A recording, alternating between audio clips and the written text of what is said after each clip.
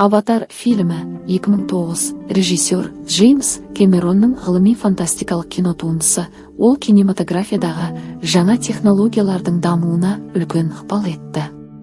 Бұл фильмнің өндірісі өте күрделі және бірегей процесс болды, өйткені ол заманауи технологиялардың көмегімен түсірілді және көптеген жаңалықтар енгізді.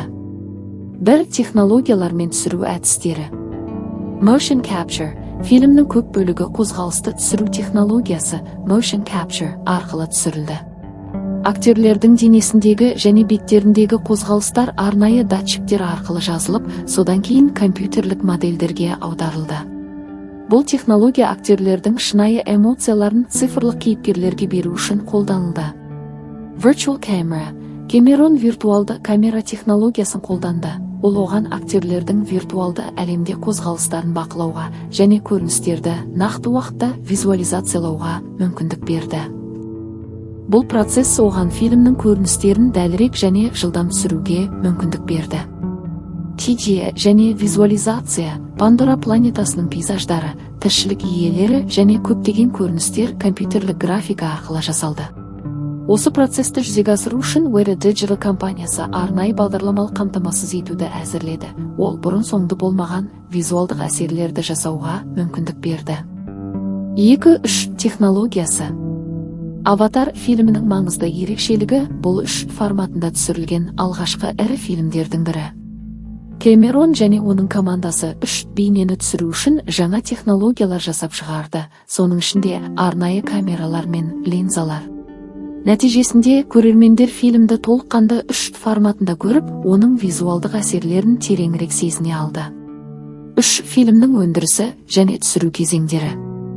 Ұзақ дайындық кезеңі. Кэмерон Аватар фильмінің идеясын 1990 жылдары ойластырған, бірақ қажетті технологиялар болмағандықтан жобаны жүзеге асыруды кейінге қалдырған.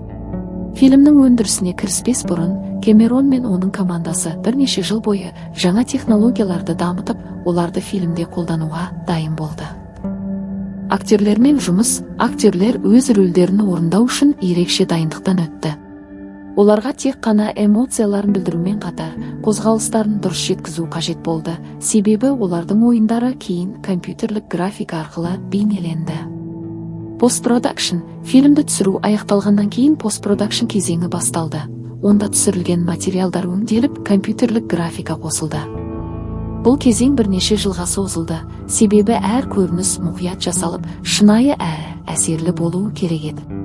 4 әсері және маңызы. Аватар фильмінің өндірісі киноиндустрияға үлкен әсер етті. Ол визуалдық әсерлердің жаңа стандарттарын орнатып, 3 фильмдердің дамуына серпін берді.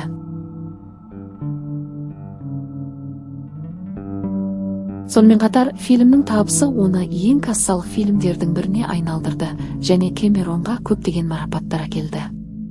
Фильмнің технологиялық жетістіктері Аватарды ерекше кино туындысына айналдырып, оны кино тарихындағы маңызды фильмдердің қатарына қосты.